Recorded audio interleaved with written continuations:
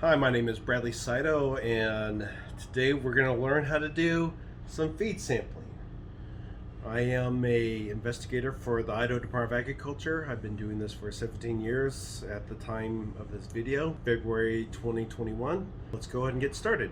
So first thing, we have to be prepared for the conditions. It's February, it's cold, I'm wearing my Carhartts, and I have my gloves here ready to go. Also, importantly, is we have to know the safety requirements of the facility at hand. Luckily, I have a good relationship with the feed mill here in Meridian, Idaho, to have a good relationship with these guys. We have to have our sampling equipment. So over here, we have our open slotted trier, along with a sample bag, which has a plastic liner. We have our official sample stickers, and we have our wipes for our probe.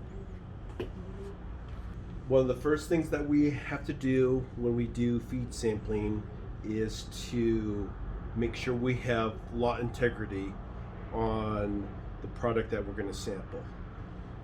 So as we come here and we look at this BTG starter, we can see the lot number here in the margin. Last four numbers 0420. And as we look on the second column, we can see that the lot number has changed for the last four numbers 2821. So we will be only sampling these first 13 bags, whereas the rest of this column of the same product would be a different lot and would require its own separate sample. So to get started, we are going to measure our probe in relation to the size of the bag. And what I mean is, when probing, we always want to make sure that we're not going to go from one end of the puncture through the other side of the bag. And I size the length of my probe to the size of the bag that's going to be sampled. So I know when I place the probe into the bag, where I hold the probe is going to be the end of the bag. So let's go ahead and get the first one ready to roll. All right. And so when doing a probe, we're going to do corner to corner. We're going to do with the slot side down. And as you can see, my hand reaches the bag, which is about the end of where the probe is to the bag. I rotate the probe to the slot side up, and then as I take the probe out, the product is in the slot. And for these poly bags, there is a worry about product coming out of the puncture. But as I remove the probe from the bag, I kind of lift it up, and no product is falling out of the bag. So it all slides in carefully.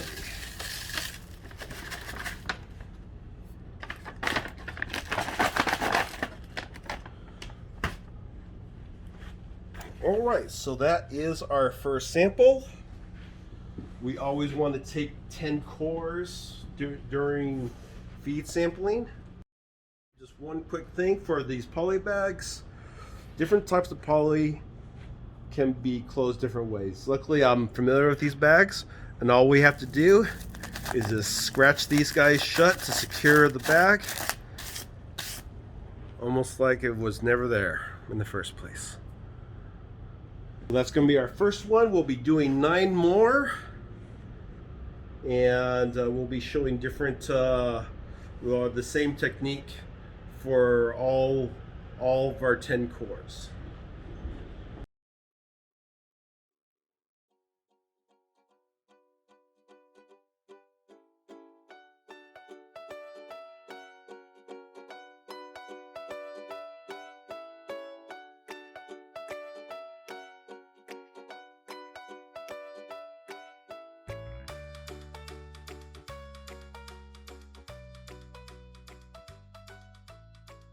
All right, here we go again. We have a estimate on how long the probe is in relation to the bag, and again from corner to corner with the slot side down into the poly bag, rotating slot side up and taking the probe out, lipping the end of the probe so the product just doesn't come out of the bag. And this time I'm ready for the sample, the probe to go into the sample bag. One thing I need to mention is whenever you place the core to the bag, you never want to take the probe truly from side to a 90-degree angle, or else all the product will get stuck and just fall out. So usually about 35 to a 45-degree angle is fine. And then some of your rolled product, you do want to kind of help it through.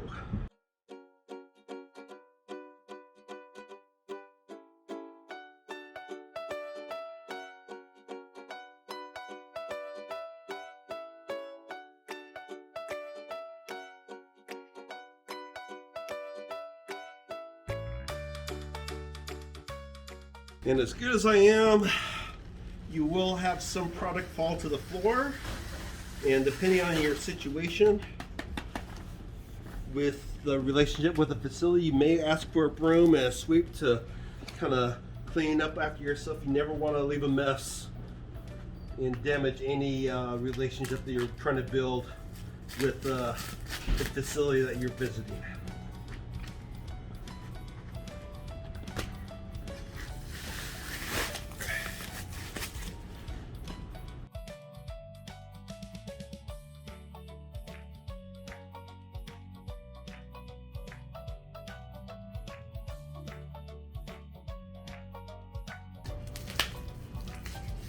And corner to corner, slot side up, and taking the probe out, a nice good core sample. And as I place that sample into the bag, again keeping the probe at a nice degree angle where it doesn't all just spill out. And then just scratching that puncture up. Obviously, I like to keep in mind that if it was a paper bag, I would have to be using my official sample stickers to cover that punctured hole.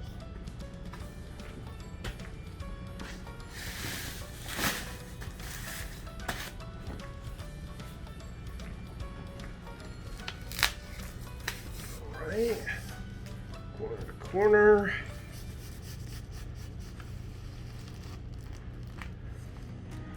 Nice and easy.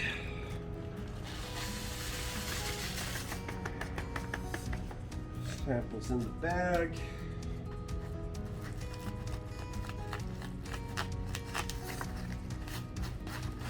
Puncture is scratch shut.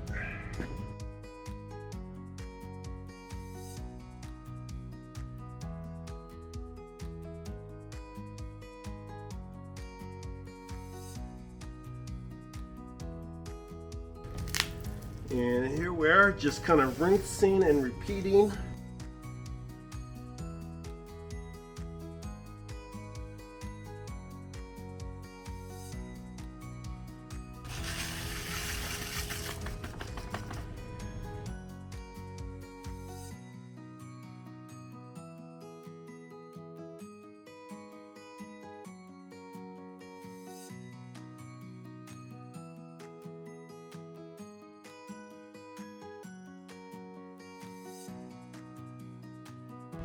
like to also take this time and mention that for Idaho, all products have to be registered with the Department of Agriculture. And before I can actually turn in this sample, my office requires that all regulatory samples must be registered first. So before I even got here, I made sure that this product was registered, so it'll be eligible to be turned in. And again, we're just checking for, the sample is just going to be checking for its nutritional guarantees of protein, fat, and fiber.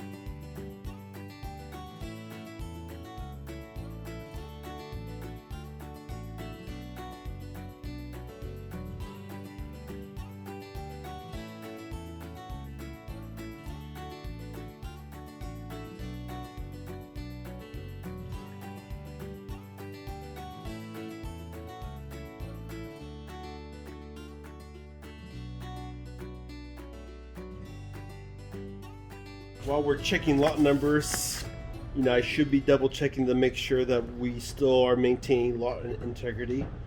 And so we are still doing the last four numbers, 0420 lot. Right now we're almost done. We almost have all of our core samples for this one.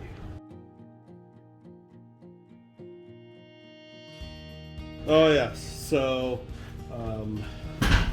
to supplement the sample, we will be taking a picture of the label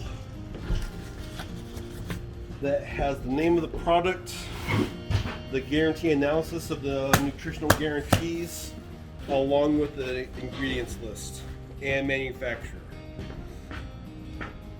That way, if the lab has any questions, they have a picture of that label to go with that sample.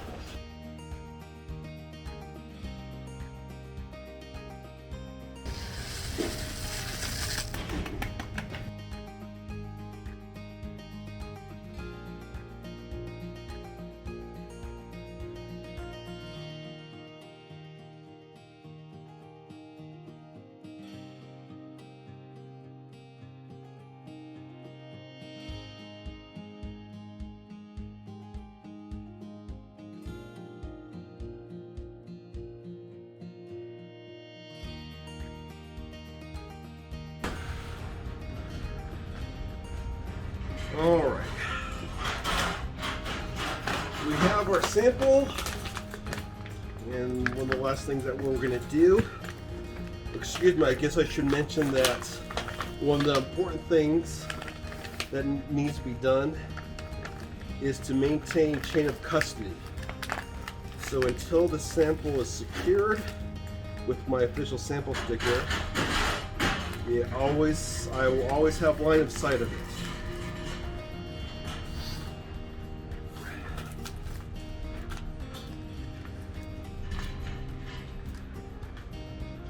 reason being is if I don't know, I cannot attest if the sample that I'm taking has been altered. All right, just signing the official sample sticker.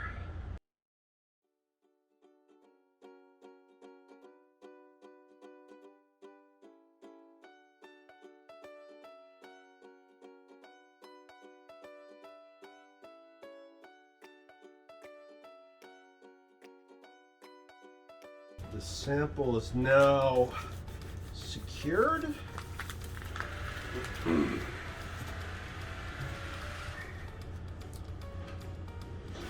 And to preserve identity, we are going to write the name of the product here. BTG starter. And after I plug this into our system, I'll actually write the sample number right below that, which would be my initials and the sequence that I've taken it. And now we have a secured feed sample. All right, so we had just finished up the sample. I forgot to mention one last thing. We do like to wipe down our instruments before we get into another lot or to another product. So we have these wipes here. We're just going to do a quick little wipe down of the tool at hand. Make sure we get the outer and the inside really quick. Obviously, because this is a wet wipe, we would have to make sure that it is dry before we get into the next round of sampling. And so there we go. We now have a nice clean tool for its next usage. What if you got 7 bags and not 10? If, for example, if we had less than 10 bags, that's a great question, Adam. Adam Hansen behind the camera, folks.